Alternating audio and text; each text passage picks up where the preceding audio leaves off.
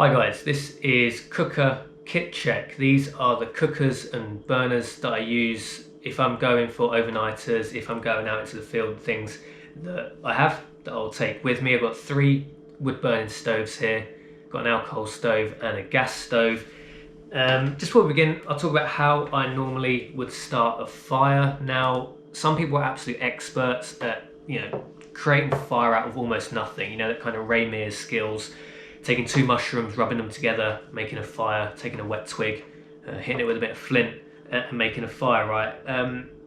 I tend to just use petroleum jelly. This is my tried and tested method. It's probably not the greatest bushcraft skill in the world. Maybe it's kind of the easy way out, but for me, I'm often quite time limited. It's often getting quite dark when I'll have managed to do everything else in my day to allow me to go out. So this for me really works.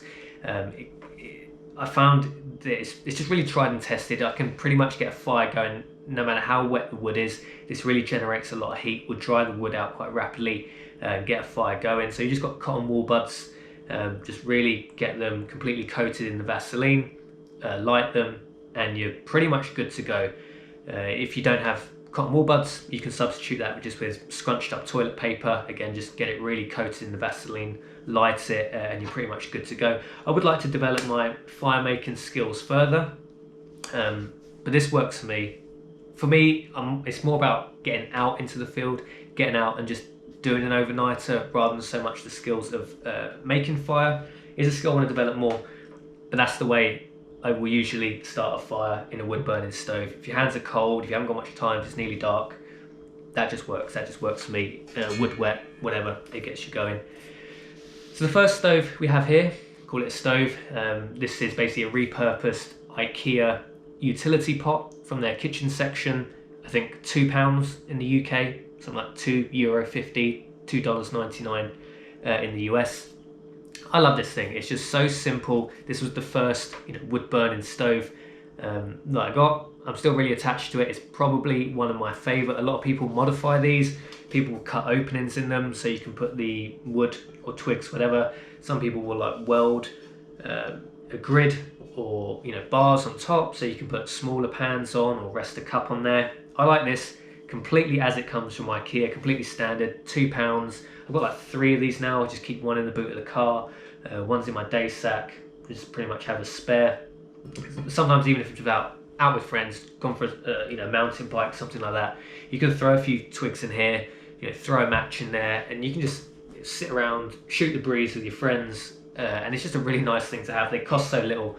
I've got like 3 of these now. I absolutely love it. It's still definitely one of my favorite wood burners to have, probably because it was the first thing that I bought in my adventure into like the bushcraft outdoory overnighter world. Second stove we got here, done more of an in-depth review on this one. This is the Lixada folding stove. This works really well, pretty much any and all situations. This is great. It's got the door you can open.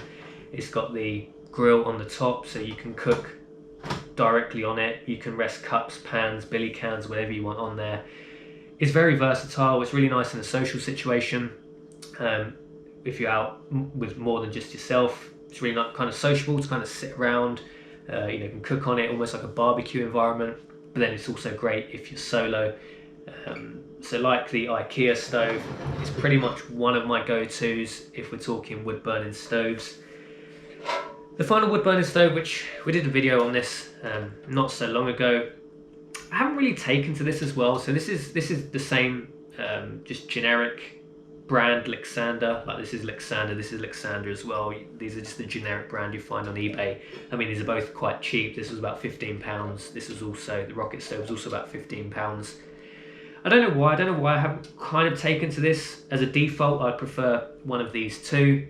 But it works really well. I mean, you can generate a lot of heat with a rocket stove if you need to. So if you want to do stuff like deep frying, which we've done in a few videos, not actually using the rocket stove, maybe if we do like deep frying again, maybe we'll try the rocket stove next time.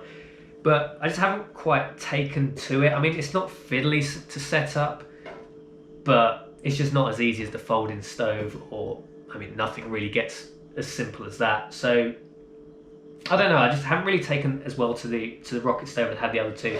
I'll probably experiment it with in a few other videos. I mean, for £15, you can't really go wrong. That's the great thing. You can experiment with these different stoves, these generic cheap eBay ones, and you don't really lose. You haven't really lost out if you don't like it.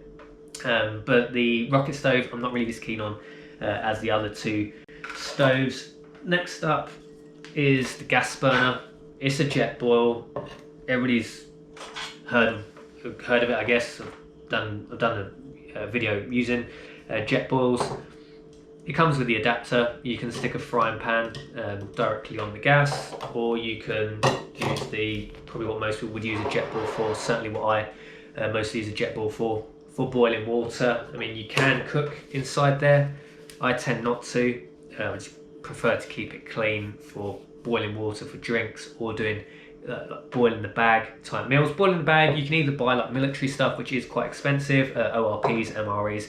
It does work out quite expensive, or you can make your own boil in the bags. If you get those freezer bags that are microwavable, and they are heat resistant, so you can get things like all day breakfast in a can, stew in a can. Put it in one of those freezer bags. Make sure it's a microwavable one, because the other ones might melt and may release like BPAs or other chemicals into the food, which you really don't want. But you get one of those food safe microwavable ones.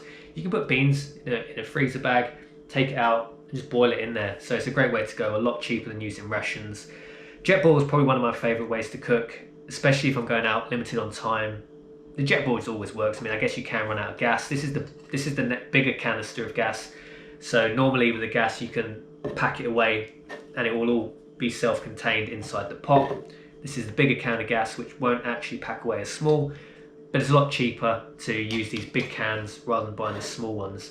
This can actually got the price on it, it's $4.99. If you actually buy the proper Jetboil ones, they're over like £10 and they're half the size of this.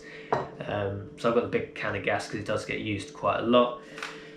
So that's the gas stove. And lastly, we've got the penny stove. Again, a bit like the rocket stove, I haven't really taken to using this that much. I made about 3 or 4 of these, trying to experiment with different designs. I mean, it works well.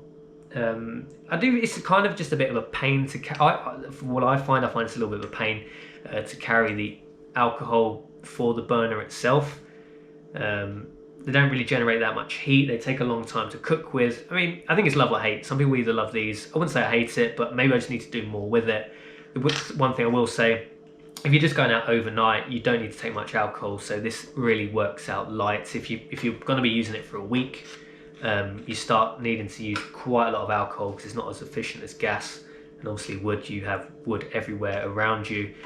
So those are the stoves that are pretty much going to see me through this winter. If I had to pick just one for any and all situations, it'd probably be the Jetboil, because it basically works everywhere. If it had to be one of the wood stoves, it would be one of these two. I'll probably ultimately have to go for the fold-in Lixada wood stove, because it is just so versatile. So I'd say these are probably my two go-tos. If I had to only have one gas, it'd be Jetboil. One wood burner, it'd be the Lixada fold-in. I do really like this one because it's so simple and they're so cheap. Even if it's got crushed in your bag, I mean, what have you lost, £2? So those are the stoves, guys. Let me know in the comments what is your favourite stove. What are you using going into winter? Is there anything you're experimenting with? I'm pretty happy with the setup we got here. I'll try and use the alcohol stove a little bit more, and the rocket stove. Maybe I'll take to them. I think it's just one of those things. The more you use stuff, the more you become attached to it. That's why I've become attached to this and become attached to this, because I kind of use them the most. And the Jetboil is just so easy. It just works pretty much everywhere. And I have a lot of fond memories of using the Jetboil. I hope you like this video, guys. As we know, drop me a thumbs up if you wish. Drop me a comment. I'll try my best to answer it, and I'll see you in a future video.